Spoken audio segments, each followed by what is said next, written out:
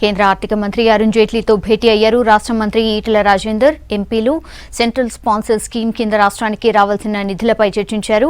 రోడ్లు, ప్రాజెక్టులు, సీఎస్టీలో రాష్ట్రానికి రావాల్సిన 10,000 కోట్ల నిధులపై డిస్కస్ చేశారు.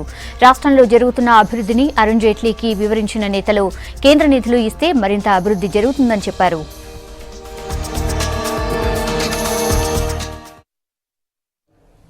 అరుణ్ జైట్లీ గారిని గతంలోనే సిఎస్టీ కంపెన్సేషన్ ఏదైతే ఉందో దాదాపు 10,000 కోట్ల పైచీలకు కనీసం మీరు ఇండికేట్ ఏదైతే చేసిందో దాన్నైనా ఇవ్వమని చెప్పి కోరుతా ఉన్నాం. అదేవిధంగా వెనుకబడిన జిల్లాలుగా 9 జిల్లాలను తెలంగాణ ఏదైతే గుర్తించిందో ఒక్కొక్క జిల్లాకు 55 కోట్ల రూపాయలు చొప్పున 450 కోట్ల రూపాయలు రిలీజ్ చేయాల్సి అక్కడ ఉంది.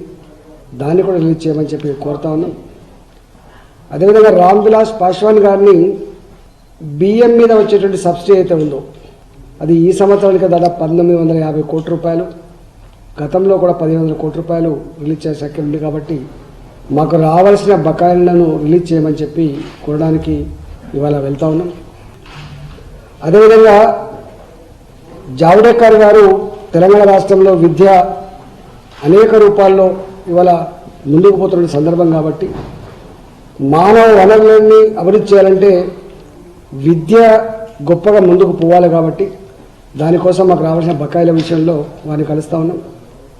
తెలంగాణ రాష్ట్రం వైద్య విషయంలో కూడా పేదలకి అనేక రకాల ఇబ్బందులు కలుగుతున్న సందర్భంలో వైద్యాన్ని కేంద్ర ప్రభుత్వం చేసేట్టు చేరు విషయంలో కూడా ఇవాళ నడ్డా గారిని కలవాలనుకుంటా ఉన్నాం.